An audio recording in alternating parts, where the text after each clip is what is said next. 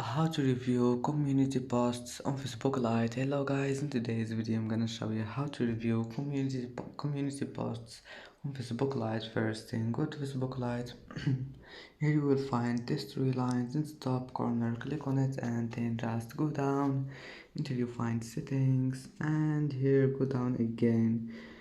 You will find activity log. Click on it and then just go down until you find the groups, communities, events and reels, and go down. Here you will find community posts and click on it.